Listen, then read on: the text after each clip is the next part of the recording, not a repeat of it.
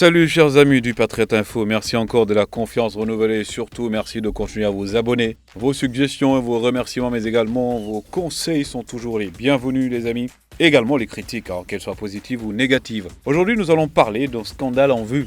Scandale ou pas scandale, en tout cas ce qui est sûr, c'est que selon le journal BBC, la FIFA serait donc en train d'enquêter sur les transactions financières de la CAF, donc l'organe directeur mondial du football, la FIFA, qui souhaite enquêter sur une série de transactions financières effectuées par la Confédération africaine de football, à savoir la CAF, à la suite donc d'un audit de l'organe directeur du continent. Un groupe donc de travail conjoint CAF-FIFA a estimé davantage d'informations étaient nécessaires et recommandé des enquêtes plus approfondies dans plusieurs domaines, y compris dans les transactions de la CAF avec la société française Tactical Steel.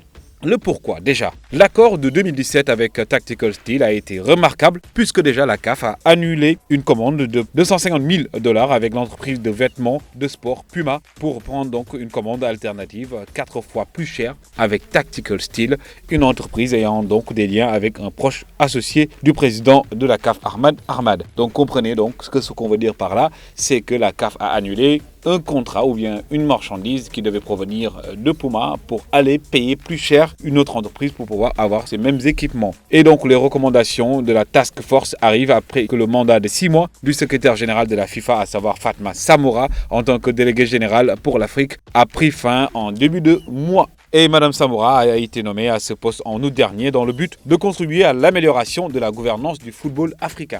Et à la fin de son mandat, devinez bien, le groupe de travail conjoint a présenté donc une série de conclusions, de recommandations entre autres et aussi des propositions aux dirigeants de la FIFA lors d'une réunion au Maroc. C'était donc le 2 février dernier. Et si certains de ces conclusions portaient donc sur l'amélioration des infrastructures, il faut noter également que l'arbitrage était en question et des compétitions sur le continent. Un plan d'action de 100 points a également été élaboré en matière de bonne gouvernance. Nous continuons toujours les amis parce que c'est très intéressant et c'est à partir de là que ça l'est. C'est que parmi ces recommandations figurait le souhait de recevoir les paiements financiers effectués entre la CAF et Lagardère, société française des médias qui gérait donc un accord de télévision et de marketing d'1 milliard de $ concernant les principales compétitions de football de la CAF. Effectuer donc une vérification préalable des paiements du fonds de développement de la FIFA, à savoir la FIFA World et la CAF elle-même, aux 54 associations membres de l'Afrique ainsi qu'aux 6 unions de zone enquête sur les allégations de mauvaise gestion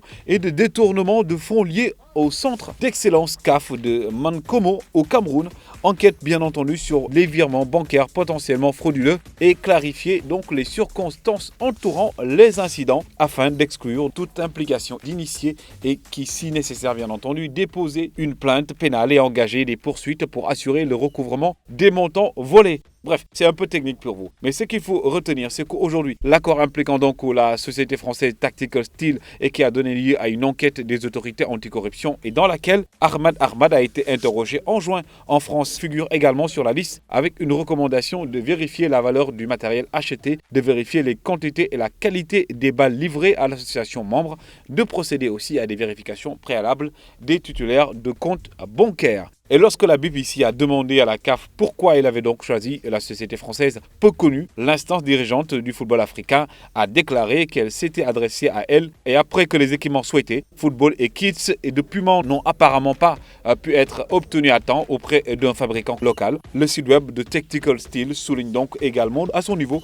son rôle dans la fabrication et la fourniture d'équipements de gymnastique. Mais peu après qu'Ahmad Ahmad soit devenu président de la CAF en 2017, l'entreprise est devenue un fournisseur clé de la deuxième plus grande confédération de la FIFA. Loïc Gérand, donc alors attaché d'Ahmad Ahmad, est un vieil ami de Romuald Seller, le français propriétaire de Tactical Steel. Aujourd'hui encore, malgré les relations de longue date entre Gérand et Seller, Ahmad Ahmad a lui déclaré sans équivoque à la BBC l'année dernière qu'il n'y avait manifestement aucun conflit d'intérêt pour son organisation.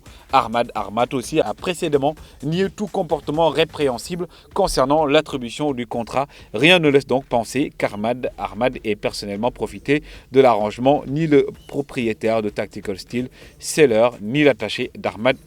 C'est que sûr, c'est qu'aujourd'hui encore, cette enquête de la FIFA sur les transactions financières de la CAF montre que la corruption est toujours présente, mais aussi la CAF et la FIFA d'abord essaient de voir tout clair, parce qu'on se souvient de l'affaire Sepp Blatter, entre autres l'affaire Michel Platini. Le dirigeant Gianni Infantino ne voudrait pas que son mandat soit entaché d'une quelconque corruption et il ne cache pas ses ambitions. Il ne veut pas tomber dans la disgrâce du monde du football, raison pour laquelle Ahmad, actuel président de la CAF, lui aussi a montré, selon les informations de BBC, que lui n'est lié en rien, mais en tout cas c'est louche. Pourquoi la FIFA alors aurait demandé qu'une enquête soit faite sur les transactions financières entre Tactical Steel et la CAF?